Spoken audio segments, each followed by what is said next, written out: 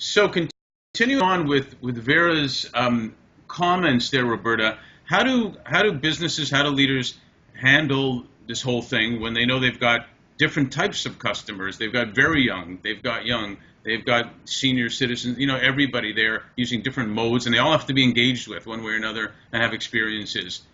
What's your thoughts on that? Well, the key to customer experience management and the trends that are causing consumers to take action and employees to feel more loyal to their companies is that level of personalization and really figuring out what's going to be engaging for different kinds of audiences. And you talked about social media and all the new things happening in technology, and Vera was telling us about all the apps.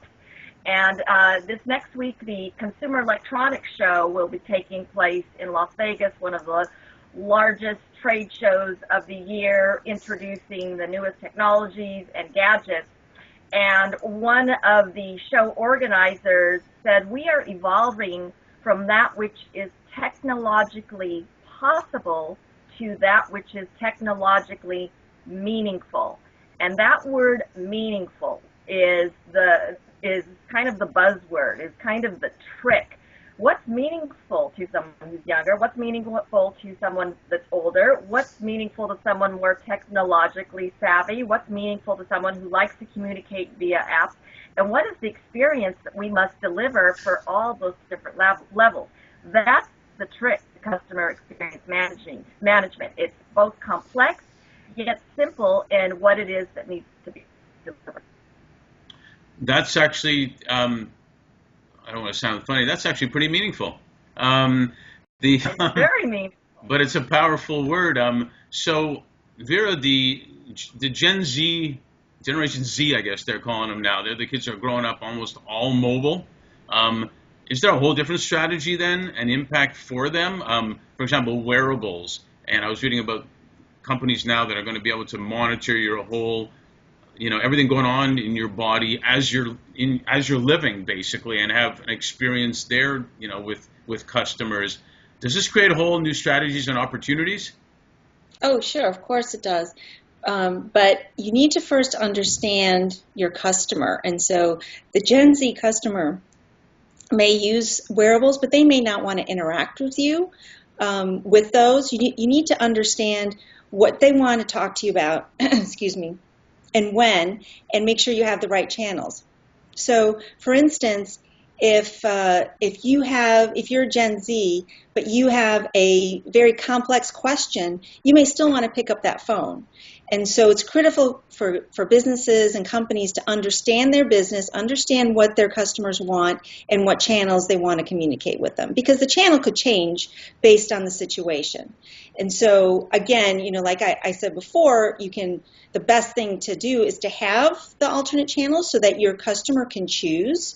You don't want to force them into going to a platform or a channel that they're not already at. However, you want to make sure that there is consistency, that whoever is interacting in that channel is trained and knows how to answer questions, and that it's a good experience. And if you can do that and have these alternate channels, then you're going to win over the Gen Z. But the Gen Z, just like millennials and just like really consumers in general, are expecting you to get it right and get it right the first time. So, Roberta, what is the strategy to the business leader that can be used to improve that consistency in the customer experience? Well, first you have to identify all the touch points and all the pieces of that experience, because once you identify that, you can inform your employees and train your employees as to that comprehensive experience, how it's not just one single event or action that's going to make the experience, it's the comprehensive delivery of the experience, it's the seamless delivery experience, and employees and teams need to understand where those brand disconnects might take place. Once they understand the entire experience, then we have to design and deliver training so that they're prepared for that experience and that they understand both the procedural and the personal side of service so that they can end up with what we perceptual side of service, where they can make that emotional connection. And that could be supervisor to employee, employee to customer, night shift to day shift. It's all the different parts of the experience. You've got to break it down into bite-sized pieces, identify those touch points, and then figure out what's going to make those touch points, back to the word, meaningful for the various audiences. So I'm the CFO of company ABC, and my boss told me if I don't get costs down, I'm out of a job type of deal. So I come to either one of you and say, we're spending so much money on this analytics stuff and customer experience. Can't we just take care of the customer easier and say, you got to show me an ROI here that's making this worth it, so I can go to my boss and not cut the costs. So Vera, how do you determine the ROI? Well, when I create a new experience or a new process, what I do is set up a pilot and compare the metrics to a control group. And I look at metrics beyond cost. Of course, one of the cost drivers is the calls to the call center and the complaints or returns. But the other metrics that are really key are, are the customers buying more? Are they renewing? Are they upgrading their service? Are they referring you? Are they leaving or staying more because of your new experience? And so whenever I'm implementing a new process or experience, again, doing a comparison of the pilot and control, and I look at those metrics, then the ROI is very clear. So, Roberta, I'm assuming you agree. There was a saying, I can't remember exactly how it was, where you knew what 50% of your marketing budget was doing, but you didn't know if the other 50% was working, something like that. If customer experience is so interactive, everybody in the company has to buy in. There's so many things going on. How do you know where that ROI really is coming from? Well, that was one of the initial premises when we launched our firm, is making the direct connection of profitability and the bottom line to this whole experience strategy as a business strategy, not just something nice to do. It costs a lot more to acquire a new customer and only seconds to lose one. Right. Why in the world would you not pay attention to that? So metrics that we help our clients with are customer loyalty, taking a look at the impact of those complaints, employee retention, another huge overlooked and hidden cost.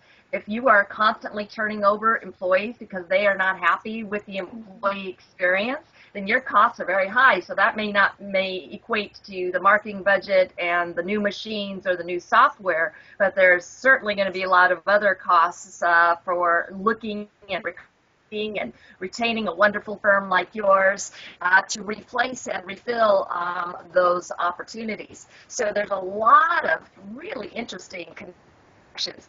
And Cornell University, even back to the days of complaints and concerns and postings on TripAdvisor, has now directly connected those impacting revenues. So whereas people didn't want to pay attention to those reviews and thought, well, maybe weren't authentic, now they have to pay attention to them because people are going to read them, they are going to pay attention to those complaints, and they are going to significantly impact the bottom line.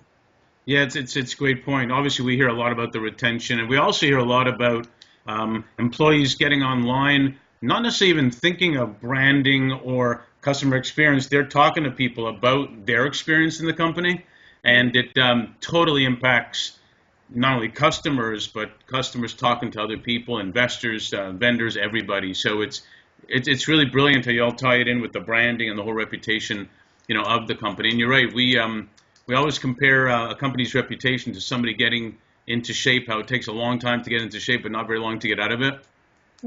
So absolutely, I'm with you both on there. So on one last point, it's a big point these days, is privacy issues.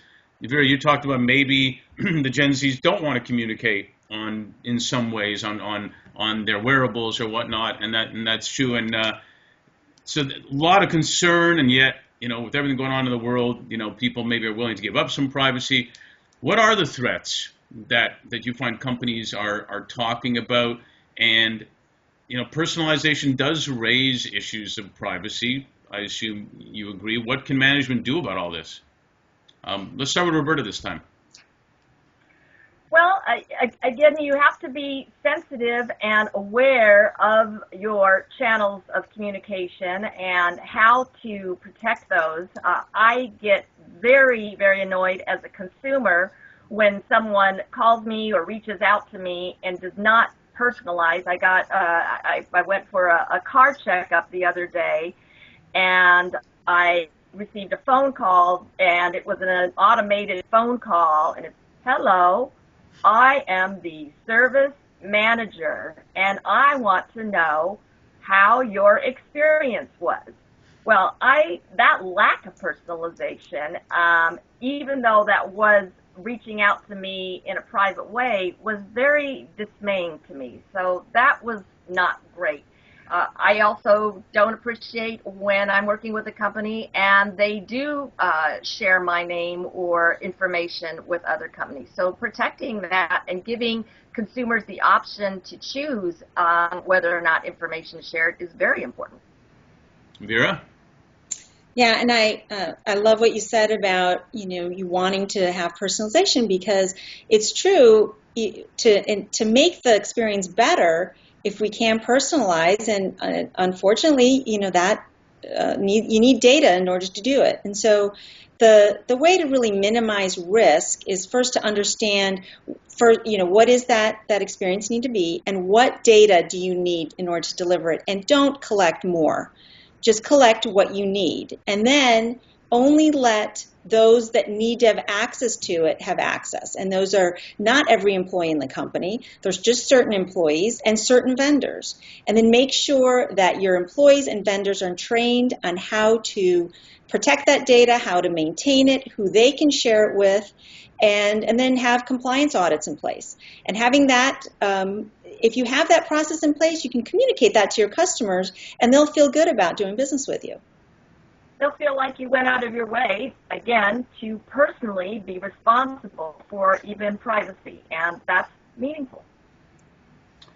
Well, you guys have given me a good experience in this adventure. There's no doubt about it. And I will tell you, it's obviously we've always thought the experience of our clients, our customers, is number one, because they end up, as one of my friends says, they don't hire us for good looks, so there must be something else they're hiring us for. And but I really appreciate you guys being sharing your expertise on this subject. It's critical to what every industry is looking at right now. I remember one of my clients, Burger King, used to always take all their world headquarters people out of the office once a year to remind them that they're not in the technology business, the accounting business, the marketing business, or whatever business. They're in the selling hamburgers to people business. And that was a good example of, knowing what's up in a company that I saw. So great way to start the year. Thanks so much for sharing, and we hope to see you again soon. Thank you. Thank you, Mark. Thanks, Vera.